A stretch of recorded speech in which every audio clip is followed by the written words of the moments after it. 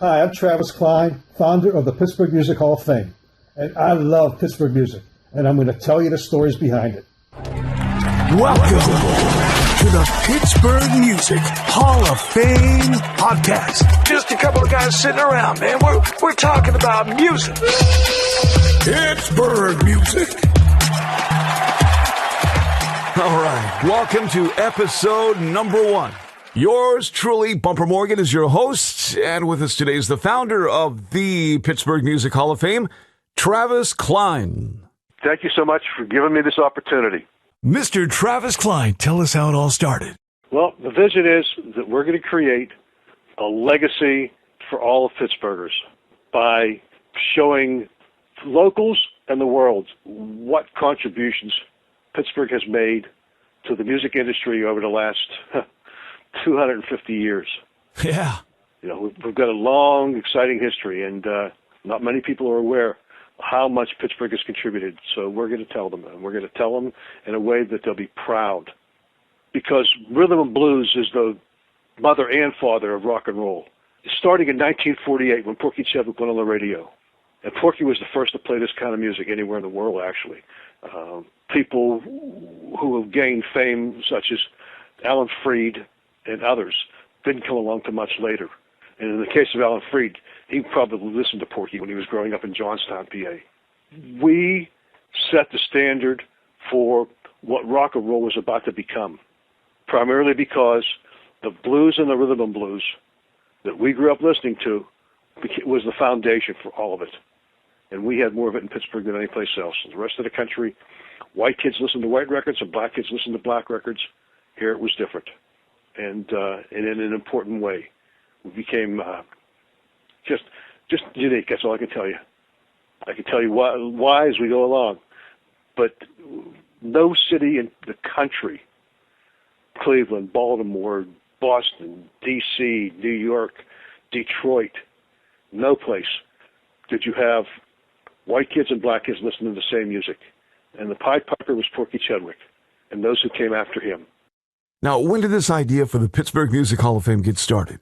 Well, it started with an idea for a Pittsburgh Jazz Hall of Fame, and that didn't happen. So my wife suggested that we do all types of music and not just jazz, and that's really how it got started. That became the goal, to do a Pittsburgh Music Hall of Fame that would include all types of music. Specifically, Category 1 would be classical, semi-classical, maybe show tunes, maybe Broadway and Hollywood. Second category would be jazz. Third would be rhythm and blues and blues. The fourth would be rock, pop, country, folk, children's. Considering, you know, we had Mr. Rogers, probably the most recognizable song ever was Won't You Be My Neighbor. And then a religious and ethnic. Our background in Eastern European music, in gospel music is extensive. And not too many people outside of Pittsburgh, not too many people, period, even know this. There are a lot of Pittsburghers who don't have much knowledge of what their heritage gave them. We're going to change that. So take us back to when you were a kid in the Hill District. When I was a kid, and I'm talking about 4, 5, 6 years old, that would be the late 40s, Itzy Klein had a variety store on Logan Street in the Lower Hill District, in an area where the Consol Energy Center is now. And he sold rhythm and blues and jazz. That's what the folks who lived there were buying. So the music that I was surrounded by was that kind of music because I wanted to be at the store. I wanted to be where my dad was. So on those occasions, that's what I got to hear. But more importantly, as the next few years went on, I got to meet some of the disc jockeys that were at WHOD, WILY, and WAMO, who were people that my dad associated with. 3D Lee Doris, Mary D., Bill Powell, Porky Chedwick, John Sir Walter Christian. Some of them became friends of mine, good friends.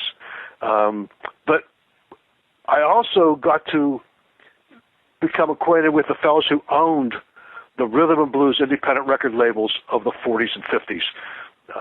Ahmet Ertegun at Atlantic, Sid Nathan at King Records, Ernie down in Nashville at Excella Records, those folks became my heroes.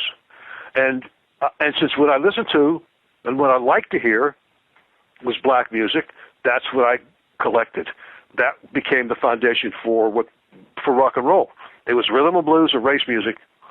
Race music is what they called it in Billboard magazine, but we called it rhythm and blues in Pittsburgh. The term doo-wop never existed in Pittsburgh until the last few years. The Pittsburghers who got started musically in that era, going back to Earl Father Hines, this is in jazz, Mary Lou Williams, Earl Garner, Ahmad Jamal, Billy Eckstein, Maxine Sullivan, Ray Brown, Stanley Turrentine, Art Blakey. They're just some of the people who gained international fame in the jazz world. And George Benson, which would be like the second era. George actually started as more of a vocalist. He was with a group called the Altaires, some kids from the Hill District. He went to Conley Vocational High School, which is right across the street from where the Civic Arena was. Our history in rhythm and blues and jazz was enormous. Pop music, not so much, but we still had the John Davidsons and Bobby Vintons and Lou Christie's and the Four Coins and Perry Como and many pop artists as well. Now, there were people who also went to school here, like Jerome Ragney, who wrote Hair, and Stephen Schwartz, who wrote Godspell. They went to CMU. So a lot of music has come out of Pittsburgh, a lot of music. Songwriters. We could spend an hour talking about songs written by the Livingston Brothers or Henry Mancini, a lot of pop records, a lot of standards. And classical music with the Pittsburgh Symphony has been one of great success. We've had the #1 symphony orchestra in the country, always in the top 10, usually in the top 3, depending upon who the conductor was. Victor Herbert, Andre Previn, great, great, great famous people in whatever fields they were in. That sounds impressive. Now, with Pittsburghers scattered all over the globe, how do people get involved? At this point, what you can do is you can send me your ideas for what you'd like the Hall of Fame to be. You can send them to the Pittsburgh Music Hall of Fame at yahoo.com. In the not-too-distant future, we'll have a website that will be something to be proud of. We'll use technology to whatever great degree we can, but we have to take small steps for the time being. If the folks find what we're doing interesting, they can post it on their websites, on their Facebook pages. They can ask their friends to do the same thing. They can send it to friends and relatives all around the country so they can be proud that they went to the same high school, were from the same town, were related to famous people.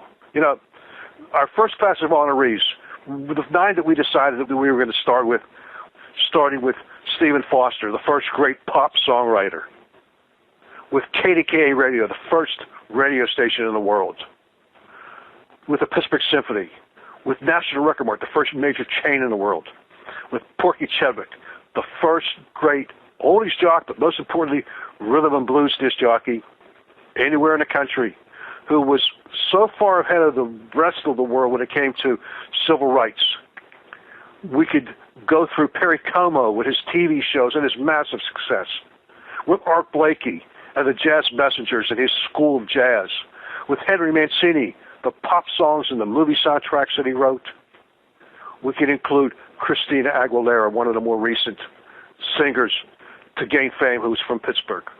We have a great legacy. Anybody and everybody has something to contribute, whether it's just memories that they've written about in a paragraph, or financial contributions, or artifacts, or memorabilia, or something that they think that they'd like to share with the world, their memories, their experiences, and there'll be a place for them in the hall. The website, ideally, will be the tool where we will both educate, entertain, and have some form of enterprise, where people are going to be able to use us to gain the knowledge, to spread the word, to enjoy themselves, to listen to music, to see videos, to contribute financially, to maybe use us to help them with their careers. There's going to be a lot that's going to be going on, and it's going to be centered around the website. And you can start by subscribing to this video. In upcoming episodes, we're going to be covering Donnie Iris, Chuck Brinkman at KQV, Ray Charles with his song What I'd Say, and of course, play that funky music, white boy. The history of Pittsburgh music is so broad and so wonderful. I mean, there's songs that have great meaning to a lot of people, but it's the personalities that are behind it. The families. There's families connected to this. There's an industry. There's children and grandchildren of people who contributed. Who, the fellow who was the character that Robin Williams played in Good Morning Vietnam. Adrian Cronauer. A Pittsburgher, naturally. And to get excited about the Pittsburgh Music Hall of Fame, you can always go on YouTube and look up all the different videos. I bet you if they were to Google Pittsburgh singers or Pittsburgh musicians, they would find information that can keep them busy the rest of their lives. I came across a book a couple of days ago called Fame Without Fortune. It was the story of a fellow named Al Cleveland from Stanton Heights, a neighborhood within the city. And Al was the writer for What's Going On, that Marvin Gaye made such a big record, among others. And Al didn't get to write this book because Al died too soon. His son Darryl wrote it. And that's what we're running up against. We're running up against a time. People have passed on. I thought Porky would live forever, and we'd get a chance to have Porky tell his story. But we're going to have to tell Porky's story through air checks and interviews and do it in other ways. And I don't want to lose any more time because people just disappear from the scene, and the memorabilia and the memories go with them. We have to act now. You know that in somebody's attic or basement right now, there's a bunch of memorabilia that needs to be dusted off and put in your trusting hands. You're going to have to get yourself a warehouse. How do they make contact with you? I can be reached through an email address, the Pittsburgh Music Hall of Fame @yahoo.com. Our website's going to be so content heavy, considering we intend to have biographies of thousands of singers, songwriters, musicians, music teachers, record store owners, stories of record labels. Oh, the guy who founded Specialty Records, a label that Little Richard and Sam Cooke started at. He's from McKeesport. He grew up in Greensburg. These are both towns just on the outskirts of Pittsburgh. There's so many people out there with Pittsburgh backgrounds who contributed mightily to Pittsburgh, and I'm going to need a lot of people to help me tell their story. I want to be able to house not only the memorabilia, but create it. I'm picturing a 5-story building that would have different types of music on each floor, and different restaurants, and different places where you could go and sit and listen to this music, the authentic music of Pittsburgh. And the building will house not just the artifacts, but we'll have a record label. We'll have a movie company. There was never a movie made of the story of Billy Strayhorn, who was Duke Ellington's main man when it came to songwriting, who wrote Take the Ace Train and Lush Life and so many other wonderful jazz classics. That's a story that screams for a movie, and hopefully we'll be the ones who make it. I want to pay honor to the schools, to Westing High School, to Shenley High School, to West Aliquippa, where Mancini grew up, to Butler, where Bret Michaels is from, to Wexford, where Christina Aguilera came from, and Canonsburg, where Perry Como got his start, to Lawrenceville, where Stephen Foster is buried, to the Hill District, where Art Blakey was born. This is something that will be 14 counties broad and wide. And each of them are going to have their own little story to tell. And each of them are going to get a certain amount of pride and promotion because of what we're going to have to offer them. You know, one song that comes to mind is the Pittsburgh Steelers Polka. Give us a little tease. Tell us about it. In the late 60s and 70s, there was a radio station that primarily played rhythm and blues. The call letters were WZUM, Zoom Radio. And it was owned by a fellow by the name of Jim Sahulis, with a P, a great fella. And Jim, I think with the backing of National Record Mart, with the Shapiro brothers, on the station, and he took the song Pennsylvania Polka and wrote lyrics to it. Lyrics about the Steelers. This would be mid-'70s, when they first started winning Super Bowls. And the Steelers polka became well known thanks to the NFL highlights. Anytime you see a history of the Steelers, you see Jim Sahulis with a terrible towel singing the Pittsburgh polka. And people around the country, they might not be able to rate, but Pittsburghers sure do. And the terrible towel invented by no one else but Myron Cope. Myron Cope was a sports writer who became one of the best football announcers in NFL history. We want to create the same kind of love and pride for music and musicians, etc., that Pittsburghers have for their Steelers, and continue to update it. Because there's like 3,600 names of people, places, and things that are worthy of being honored, that have a story to tell. It's like the world's best kept secret that I take on as my responsibility to tell the world about. And we're talking with Travis Klein. He's the founder of the Pittsburgh Music Hall of Fame. You can make contact with him. What's that info? The Pittsburgh Music Hall of Fame at yahoo.com. You can reach me there. I want to involve as many Pittsburgh businesses as possible.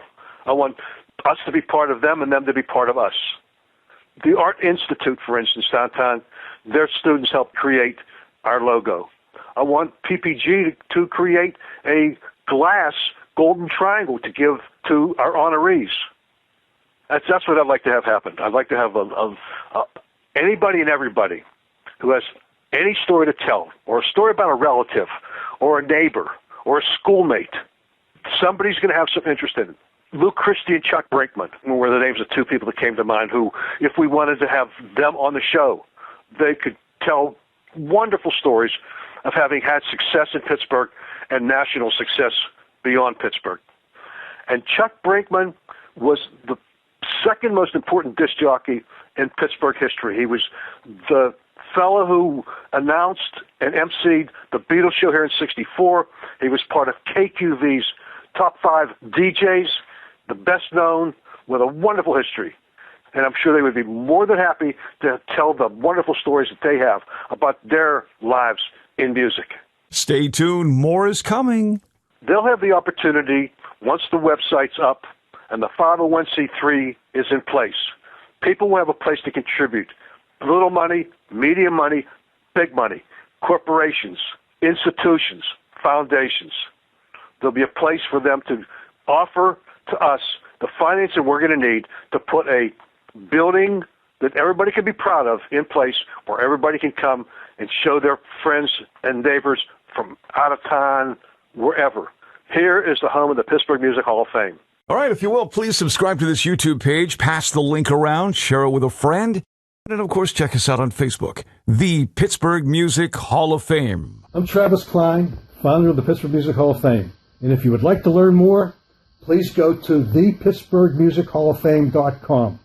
And as Porky Chedwick would say, it's later for the porculator. My man, I'm gone.